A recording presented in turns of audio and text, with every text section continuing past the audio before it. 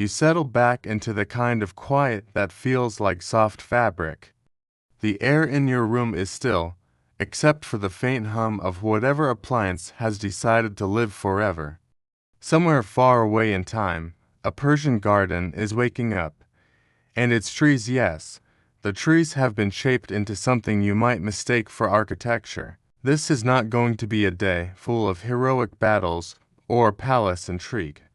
No, you probably won't make it through this day without drifting into a very comfortable kind of drowsiness. If you like wandering slowly through the quieter corners of history, you could always click that little subscribe button. It's a lot cheaper than planting a 17th century orchard and far less work. And if you feel like sharing, let me know in the comments where in the world you are and what time it is where you are listening. I love imagining all the tiny pockets of the planet where we're nodding off together. Now let's ease into tonight's journey. The year is somewhere in the late 1500s, and you are standing in Isfahan, in the heart of the Safavid Empire. The sky here has that faded blue you only get in dry climates, where clouds are guests, not residents. You walk along a stone path flanked by long irrigation channels, their water trickling in a slow, almost conversational way. The air smells faintly of roses and damp earth, an odd combination if you live in a place where damp earth is code for it just rained. But here it means the gardeners have been working since dawn. One of them passes by, carrying a pair of shears that have been polished so much they catch the sun like tiny mirrors. You watch as he pauses beside a row of plane trees, their branches bent and coaxed over decades into archways. This is the major fact of the day. Persian gardeners, particularly in the Safavid period, were masters of Chahar design gardens, laid out in for symmetrical quarters, with walkways, water channels, and in rare cases living rooms, shaped entirely from living trees.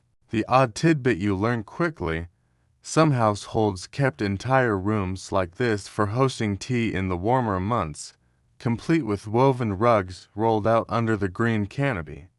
The leaves made the ceiling, the trunks became the walls, and the breeze was the uninvited but welcome guest. It was less house and more nature pretending to be architecture, but in a way that made the architecture jealous. Historians still debate whether these living rooms were simply status symbols for the wealthy or a practical response to summer heat. It's hard to say. Both explanations are equally reasonable and equally appealing.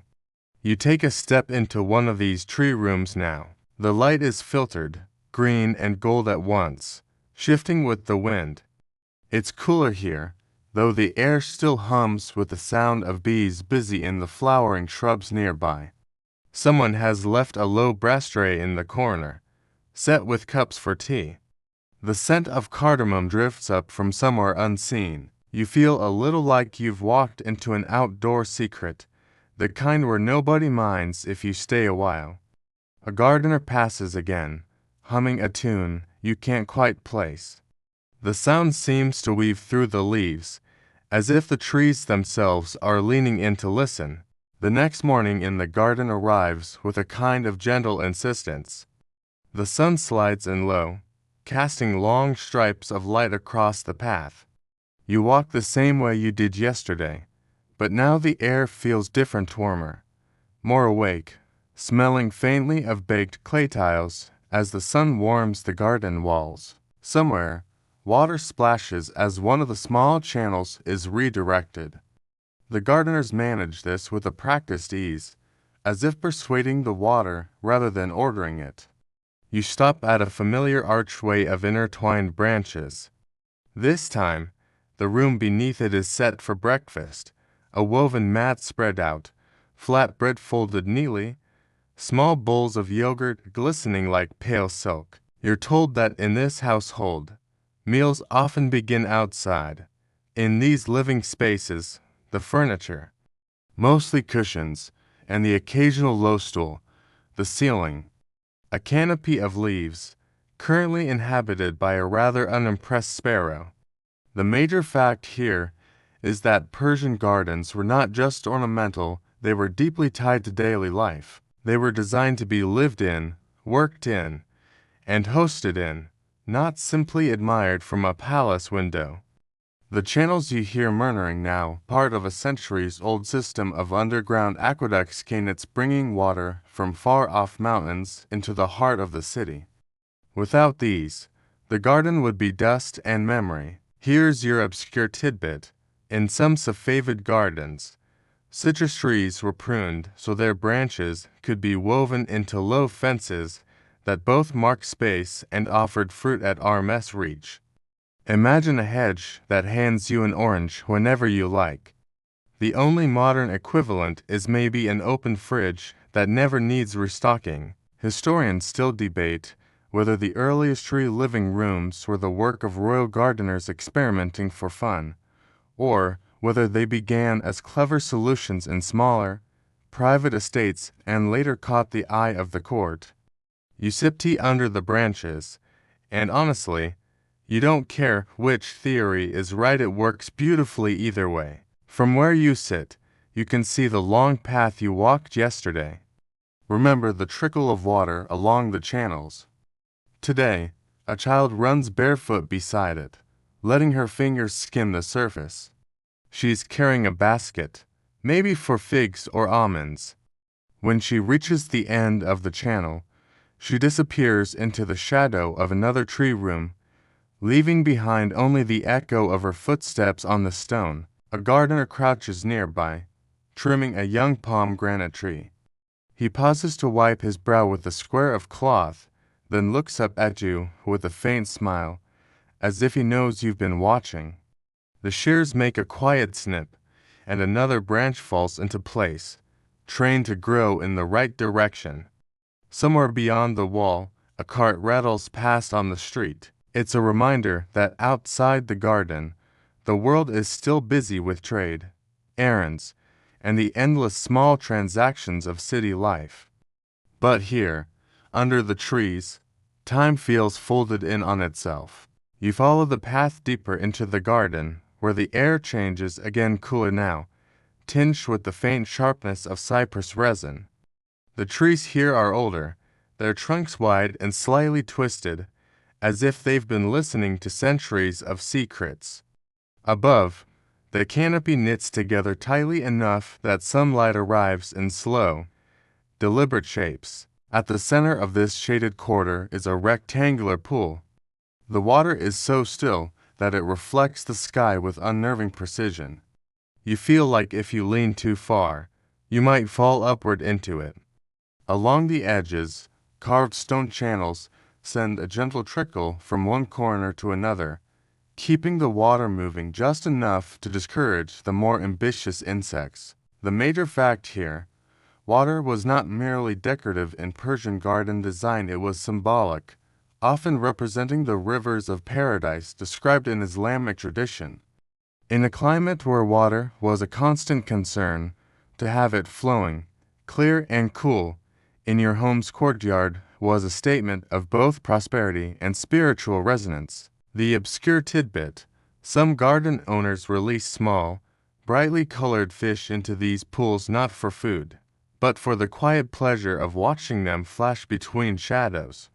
It was an early form of ornamental aquaculture, centuries before anyone decided a fish might be happier in a glass box on a kitchen counter. Historians still debate whether these pools were always meant for contemplation, or if, in the more practical hours of the day, they doubled as handy cooling stations for storing perishable goods. The mental image of cheese bobbing gently beside a lily pad is hard to shake. You walk around the pool, noticing how the path leads naturally to a low wooden pavilion. Inside, the floor is strewn with patterned kilns, their reds and blues softened from sun and years of footfall. A brass ewer sits in the corner, droplets of condensation gathering along its neck. The air smells faintly of mint, again someone must have been brewing tea not long ago. From your seat in the pavilion, you can look back toward the living rooms of trees. Remember the one you stood in yesterday, where sunlight came through in a warm, golden haze. From here, it looks like a doorway to another world, framed by green and shadow. A gardener moves through it slowly, carrying a basket of apricots that catch the light like tiny suns.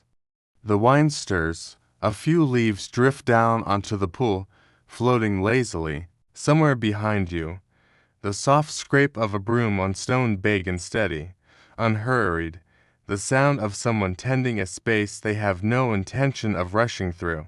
By midday, the garden has shifted again. The sun is high, the shade is more precious, and the air has taken on that baked, shimmering quality that makes everything move slower.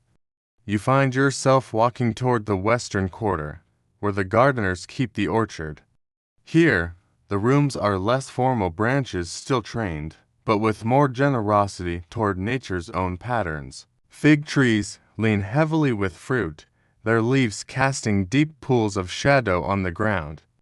You brush past one low branch and catch the faint, honeyed smell of ripeness.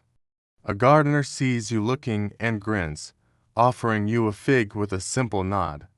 You bite into it, and it is so sweet it feels like the fruit has been concentrating for months just for this moment. The major fact here, orchards were a staple of many Persian gardens, and not just for food.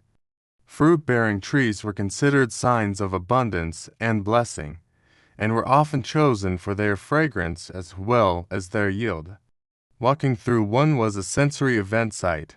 Smell, taste, even the sound of leaves whispering together. The obscure tidbit, in some estates, the orchard was also where prized birds were kept, nightingales in particular. Their songs were thought to add a layer of refinement to gatherings. You imagine the equivalent today might be hiring a live jazz trio to play softly in the corner of your yard. Except these musicians occasionally steal berries. Historians still debate whether nightingales were genuinely valued for their natural music or whether they became fashionable purely because poets kept writing about them. Either way, their presence here feels fitting. The air is already rich with the sound of one, weaving melody into the rustle of leaves. As you wander, you notice how the orchard paths curve more than in the formal quarters. There's a sense of invitation here, a gentle encouragement to meander rather than march. You find a stone bench tucked under a mulberry tree, its roots so wide they've pushed the earth up in soft ridges. Sitting here, you can see glimpses of the city beyond the garden walls, mud brick rooftops, the glint of tiled domes in the distance. A boy walks past carrying a woven tray piled with herbs, mint, tarragon, and something you don't recognize. He's heading toward a shaded doorway, and the smell of the herbs lingers behind him. Somewhere nearby, water trickles again, but fainter this time, as if coming from a narrow channel you can't yet see. Remember that sparrow from breakfast under the tree room. A similar one hops along the path here, pecking at the fallen figs. You get the feeling the birds know this garden better than anyone, moving between its spaces like it's all one seamless, living home. The heat presses down gently, but insistently, and you lean back against the bench, eyes half closed, the orchard shadows swaying above you like slow water. By the time the afternoon deepens, the garden feels quieter, as though even the leaves have decided to take a break from moving.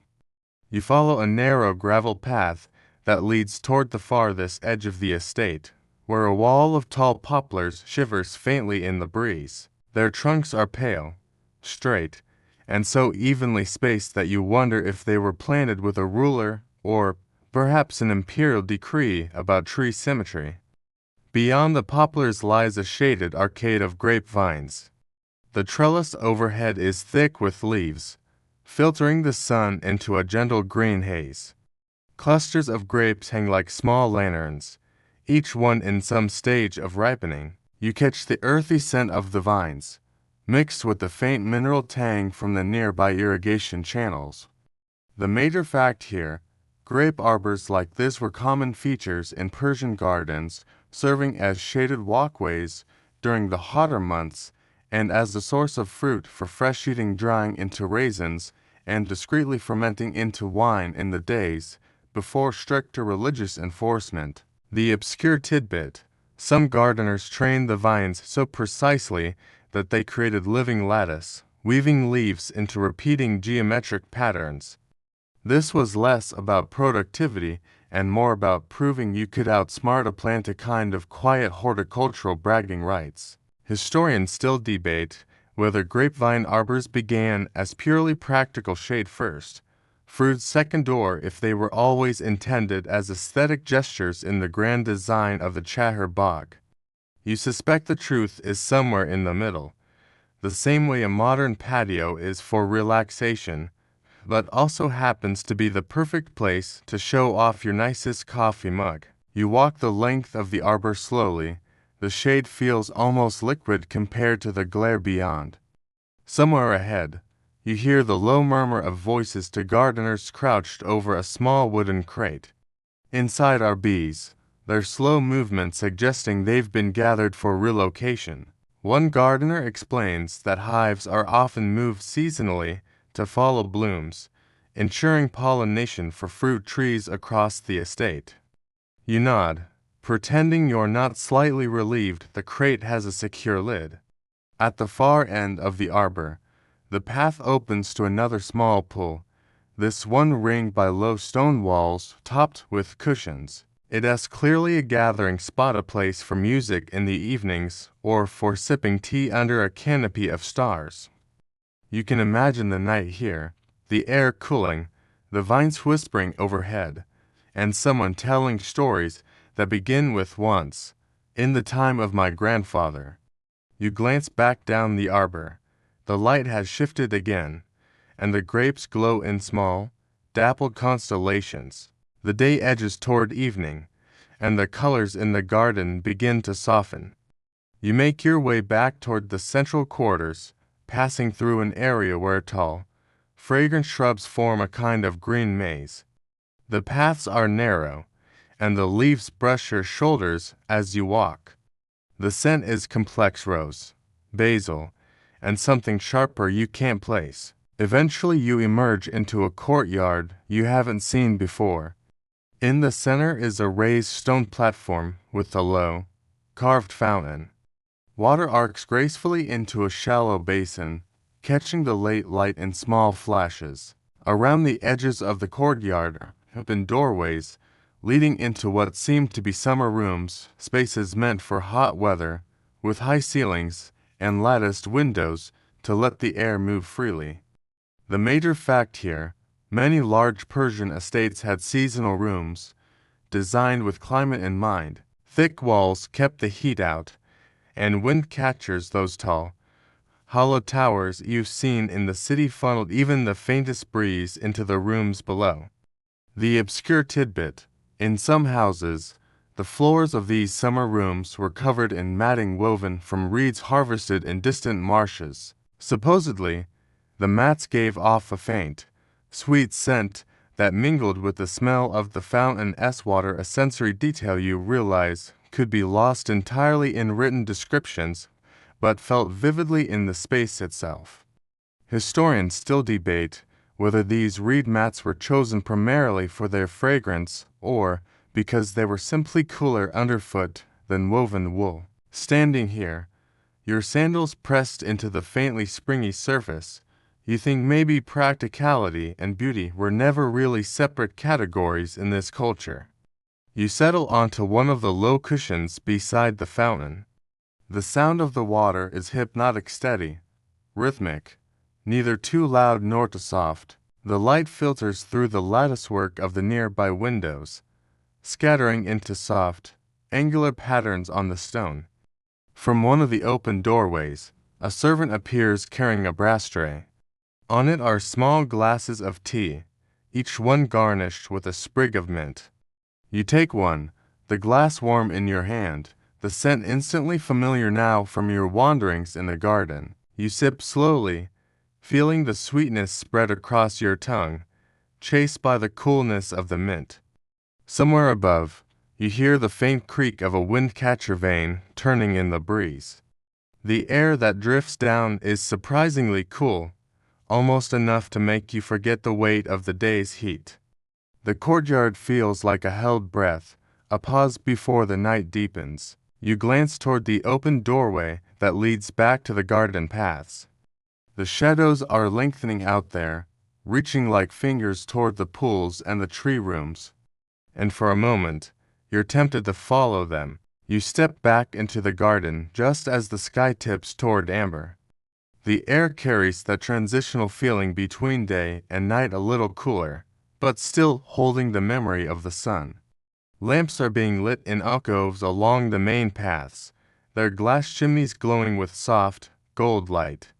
The path takes you toward the northeast corner of the estate, where the scent changes. It's richer here, heavier with the perfume of jasmine vines climbing over wooden trellises. Their flowers catch the last light, tiny white stars against the deepening blue of evening. A gardener moves slowly along the trellis, pinching away spent blossoms. You watch his hands, deliberate and unhurried, the kind of pace that assumes the night will wait for him. The major fact here, Persian gardens often included plants chosen specifically for their fragrance at night. Jasmine, honeysuckle, and certain varieties of roses were planted near walkways or outdoor seating areas so that the scent would accompany evening gatherings. The obscure tidbit, in some cases, these scented plants were placed strategically near water features not just for aesthetics, but because the cool air off the water would carry the fragrance farther. An early form of natural scent diffusion, centuries before anyone plugged anything into a wall.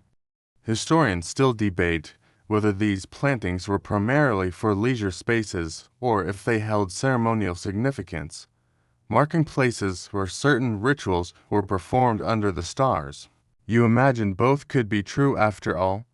Why not pray, gossip, or recite poetry where the air smells like heaven?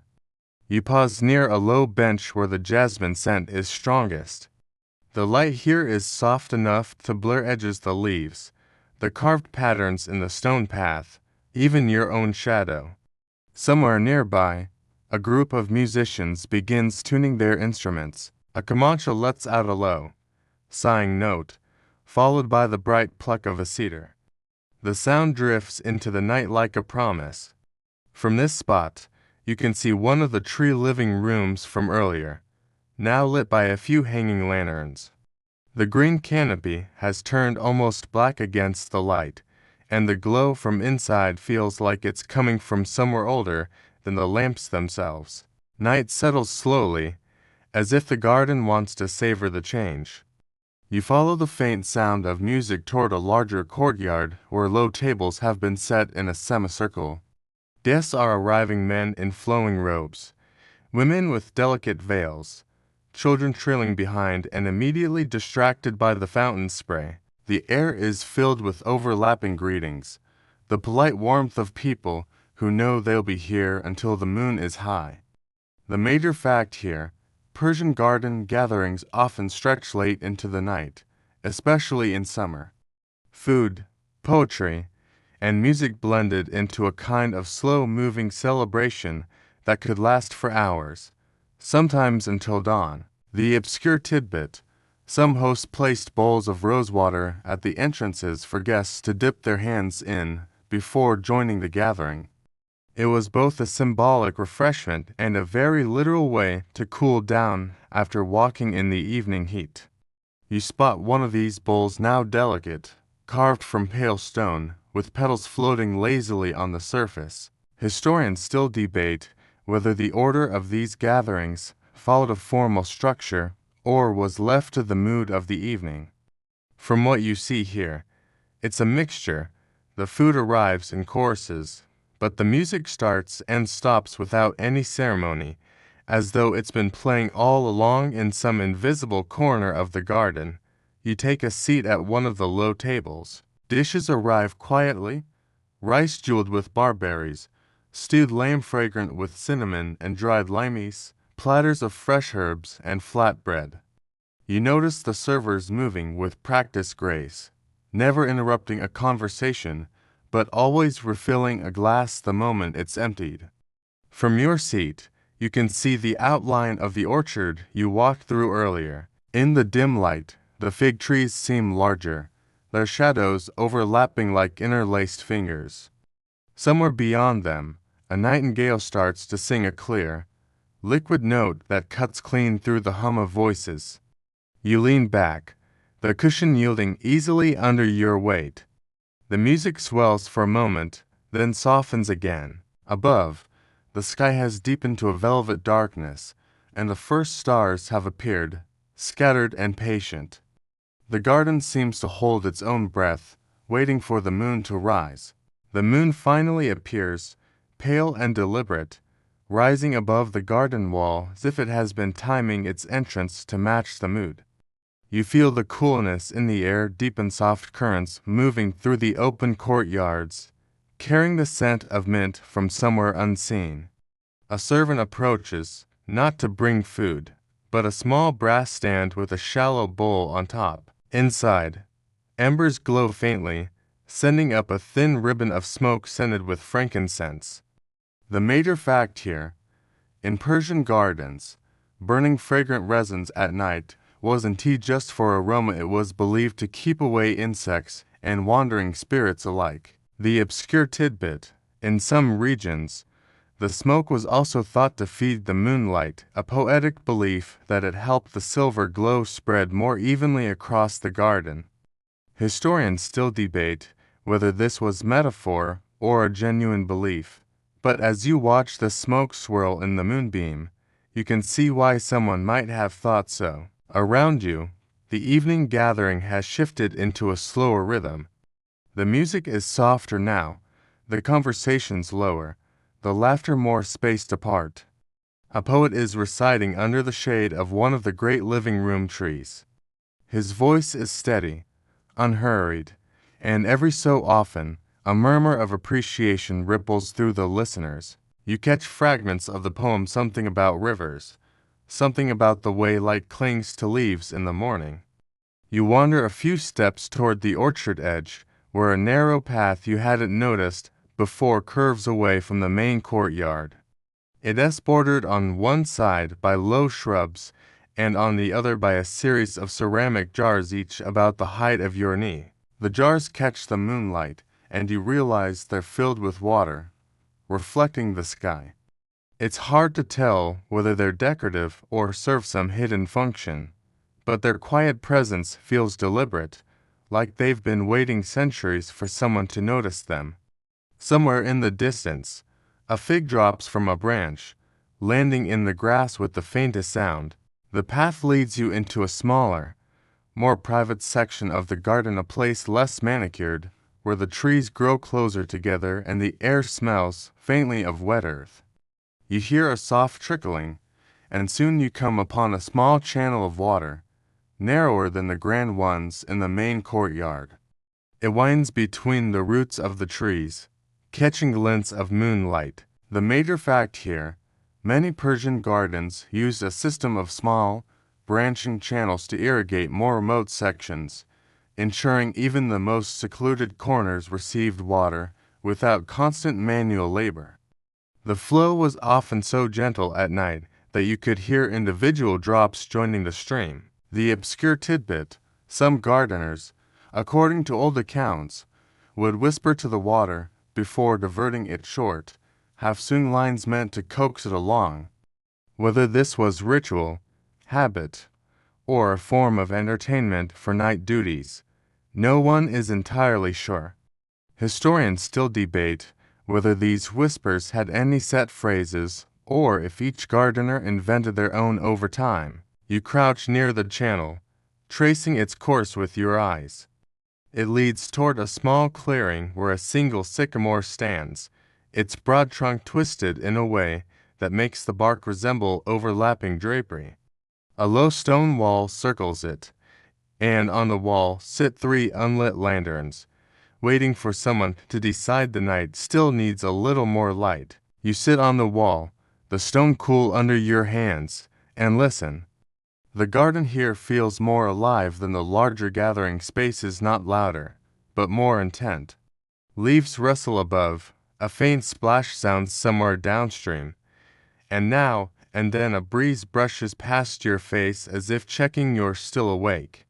From this quiet spot, you can see a slice of the main courtyard through the trees. The glow of the lanterns there is dimmer now, the gathering winding down. You catch the faint hum of the cedar again, a melody so slow it feels like the notes are stretching themselves thin to reach you. You linger by the sycamore until the music from the courtyard fades into nothing but the soft hiss of wind through leaves. The air is cooler now, and the sky feels larger, the moon higher and sharper.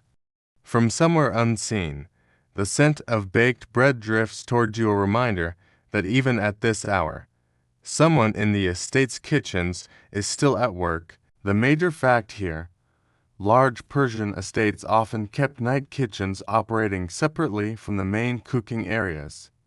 These smaller kitchens were used for preparing light snacks, tea, or late-night bread for guests who stayed until dawn. The obscure tidbit: one account from the 17th century mentions a moon bread baked only during full moons, sprinkled with fennel seeds and brushed with rose water before serving. Historians still debate whether this bread had ceremonial roots or was simply a charming excuse to eat at midnight. You follow the smell and find yourself near a low building with arched windows. He moves with the rhythm of someone who has done this so many times that even his pauses feel intentional. When he sees you, he gestures with a nod, setting a loaf on a cloth and folding it over. The bread is still hot, its crust thin and crisp, the inside soft enough to tear without effort. You take a piece, steam curling into the cool night air, and taste the faint sweetness of the fennel. Beyond the kitchen, a narrow corridor leads back into the garden. The moonlight paints the paving stones in patches, interrupted by the shadows of grapevines overhead. Somewhere ahead, water gurgles another channel, this one leading toward a part of the garden you haven't yet explored. The corridor opens onto a smaller courtyard, this one clearly more private. The channels here form a geometric pattern, all meeting at a single circular pool in the center. A solitary lamp floats in the water, its light trembling in the ripples. The major fact here: symmetry was a guiding principle in Persian garden design, often symbolizing the harmony of the universe. Even in smaller, private spaces, the balance of water, plant, and stone was carefully maintained. The obscure tidbit: some records suggest that small floating lamps like the one you see were once used as a subtle timekeeper. As the flame burned lower, the lamp's base would gradually tilt and fill with water, eventually extinguishing itself, signaling the hour to conclude a gathering. Historians still debate whether this was widely practiced or more of a poetic flourish mentioned in literature. You step closer to the pool, the reflection of the moon mingling with the trembling light of the lamp. Around the courtyard, pomegranate trees lean inward as if listening to the water's quiet pulse. The fruit on the branches catches the glow, their skins smooth and red-black like lacquer. A bench sits in the far corner, carved from a single piece of stone. You lower yourself onto it, feeling the way the chill of the seat seeps gently upward. The bread from earlier is still warm in your hand, and you break off another piece, letting the sweetness mix with the scent of the water. The night here is almost too still until a sudden flutter of wings stirs the air. A small bird lands on the edge of the pool, dips its beak, and tilts its head as if to study its reflection. Then it takes flight again, vanishing into the dark. Somewhere beyond the wall, a faint, rhythmic knocking begins wood on wood, slow and steady. It's not hurried, and it's not loud, but you can't help but wonder what task is being done at this hour, and whether the sound will guide you to the next part of the garden. You follow the sound, each knock spaced just far enough apart to feel deliberate. It leads you through a narrow side gate draped with jasmine, the petals brushing your shoulder as you pass. The air here is warmer, and you realize you've entered a walled orchard. The major fact here: Persian gardens often contained enclosed orchards, not just for food, but for controlled microclimates, walls trapping heat to help certain fruits ripen earlier or later in the season. The obscure tidbit: in some estates, gardeners were said to speak to their trees by tapping the trunks with small sticks, a practice believed to encourage growth or awaken sap flow after cool nights. Historians still debate whether this was symbolic encouragement or simply a way to check for hollows in the wood. The knocking you heard is indeed a gardener, an older man, moving slowly among the trees with a short staff. He taps each trunk once, then moves on, occasionally pausing to adjust a branch or pick a fallen leaf from the ground. He doesn't seem to notice you, or perhaps he chooses not to. Either way, his pace remains unchanged, like a clock that doesn't require an audience. You walk past rows of apricot, quince, and almond trees, their branches heavy and low. The earth underfoot is soft, scattered with petals that have fallen in the night. A light breeze stirs them, and they drift lazily across the path like they have nowhere urgent to be, which, admittedly, they don't. At the far end of the orchard, a small wooden ladder leans against the wall. From this angle, you can see the moonlight spilling over the top, hinting at something on the other side. You wonder if it's another garden, or perhaps the edge of the estate. You climb the ladder slowly, the wood smooth from years of hands and feet. At the top, the wall is just wide enough to stand on, and when you look over, the sight is nothing like you expected. On the other side stretches a grove of cypress trees planted in perfect rows. Between them, narrow gravel paths glimmer faintly in the moonlight, and in the distance you see a small pavilion, its roof a simple dome, its walls open to the air.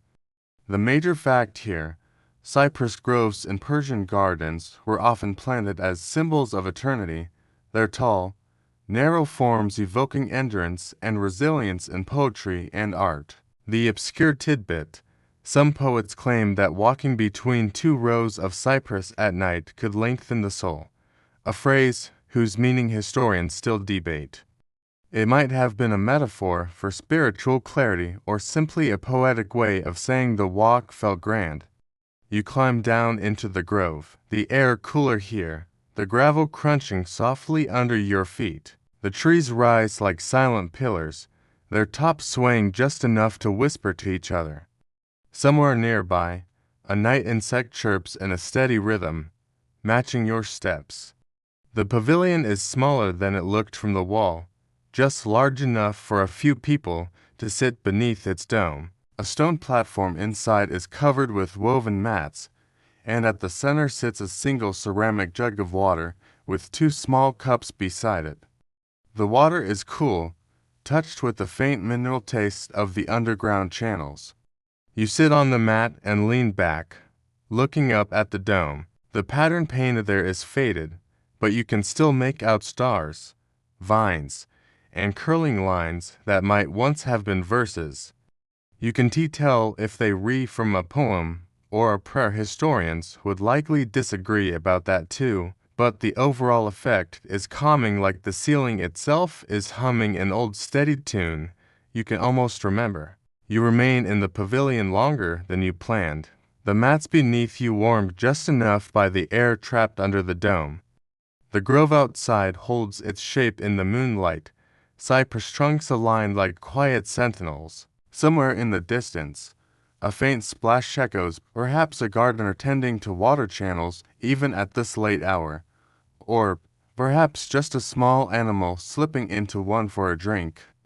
The major fact here: Persian gardens relied on an intricate network of *** underground channels that could run for miles, carrying water from distant sources with almost no evaporation. It was engineering so advanced that later travelers often described it with the same or reserved for palaces or fortresses.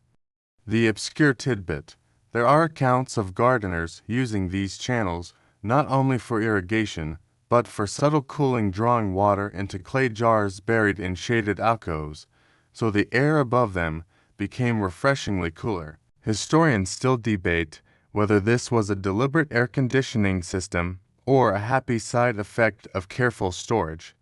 You stand and step outside the pavilion, the gravel shifting softly beneath your sandals.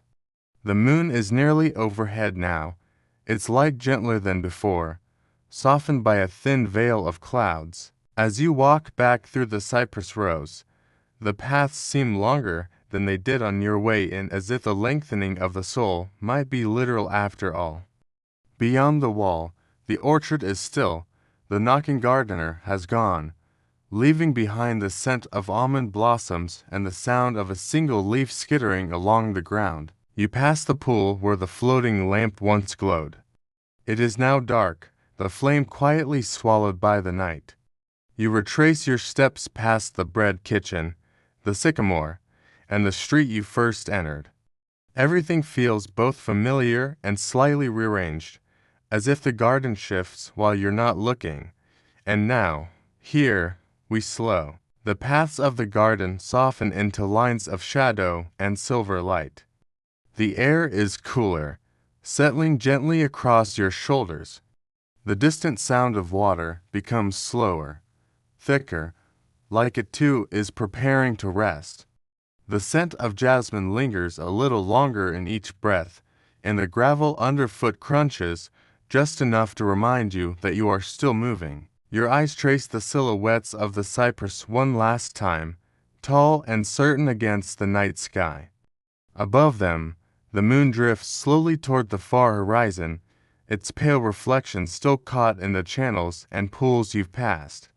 Somewhere deep beneath your feet, water runs through the *QANATS*, quiet and unseen, carrying the garden's life from one day into the next. The benches, the walls, the soft mats under the pavilion all still here, waiting in the calm. You feel the garden exhale, the night folding itself neatly around every tree, every stone, every petal. And you, too, are part of that stillness now. The world has narrowed to cool air, faint water sounds, and the steady rhythm of your own breath. The garden keeps its watch, you drift, the night holds. The air, scented and soft, carries you gently towards sleep,